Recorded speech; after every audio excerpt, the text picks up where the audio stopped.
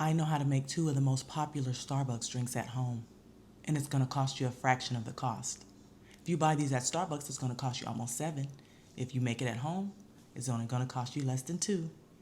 I know how to do it, and I'm going to show you how to do it. Let's go.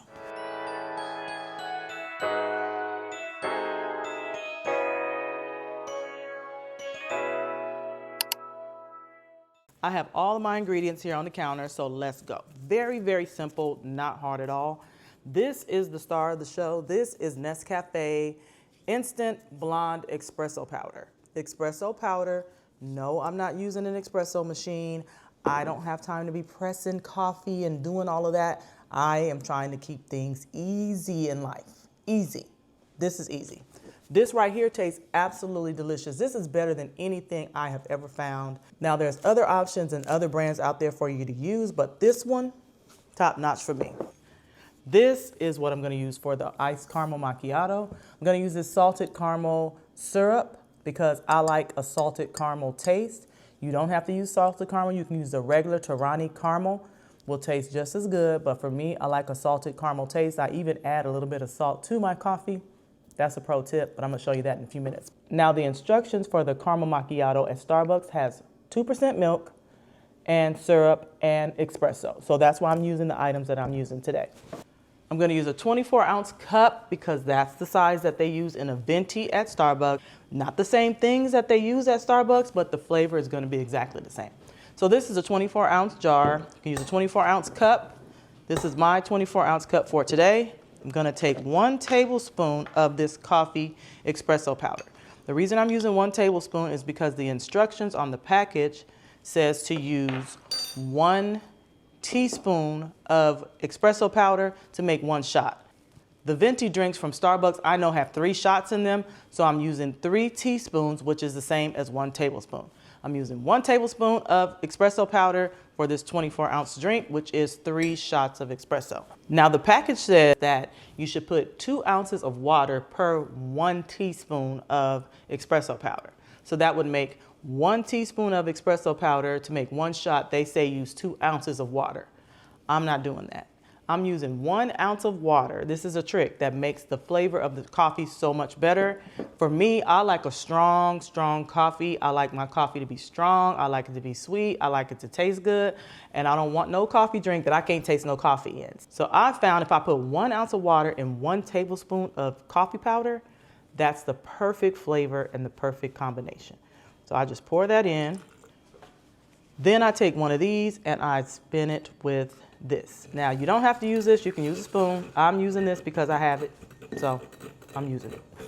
And then you're gonna go in with your syrup. Now for this syrup, I'm just gonna use 3 pumps. 3 pumps of this syrup is 1 ounce of syrup. That's what you need. 1 ounce, 1, 2, 3 pumps of syrup. And the sauce, you use 1 ounce of the sauce. I'm not measuring, I'm just gonna put it in because I know what that looks like, but that is the serving size. Use 1 ounce of syrup, 1 ounce of sauce, 3 tablespoons of coffee powder, and 1 ounce of water. The next ingredient is ice. For ice, I fill it up just about to the top, not all the way. I want to make sure I have enough room for my milk. So the milk you're going to put in last and fill it all the way up to the top with your milk. Now let me grab a straw. Doesn't she look pretty? Look at that. Ooh, look at that. Make sure you get to the bottom and stir all of that up. All of that syrup and stuff at the bottom. Make sure you get all that mixed up as best as you can. And give her a taste. Oh my God. Oh my God. It's so freaking delicious. So good. You guys will be surprised how good this is. Okay, let's move on to the next one. So the next one, which is another one of my favorites, is the white chocolate mocha from Starbucks. Today I'm going to use the white chocolate syrup, the chocolate sauce, white chocolate sauce, the coffee, a pinch of salt, because there's no salt in this one. The other one was the salted caramel syrup. This one is not salted, so I'm going to put a little bit of salt in it. That's a pro tip for coffee. Hot or cold, put a little bit of salt in it. I promise you it makes all the world of difference in the flavor of how your coffees turn out. And we're gonna use the same milk. So here we go. You can also use a plant-based milk. I have used plant-based milks before and they taste just as good. Add water, just a little bit of water. I'm gonna use a spoon to stir it up so that you can see. It does take a little more mixing to mix it up with a spoon, but that's okay. Just in case you don't have that little whisk thing, you can still get it done. And we're gonna put in 3 pumps of syrup again.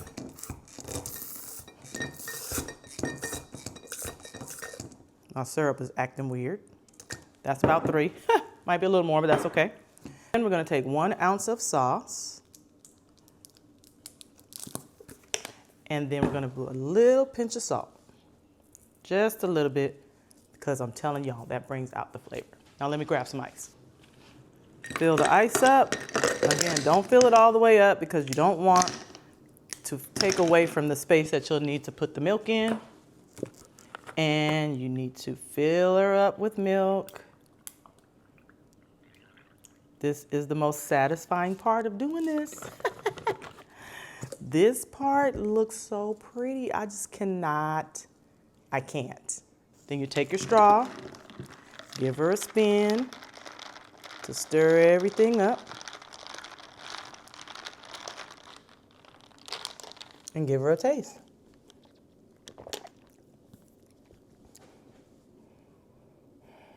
Oh my God.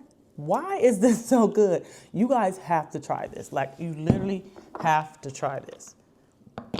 If you're stuck buying coffees at Starbucks and they got you in a chokehold, I'm telling you, I'm in my pajamas and I'm enjoying my coffee that tastes way better than anything Starbucks ever made for me. I ain't going back. I'm keeping my coins. Thank y'all so much for watching. I'll talk to y'all later. See you in the next video. Bye.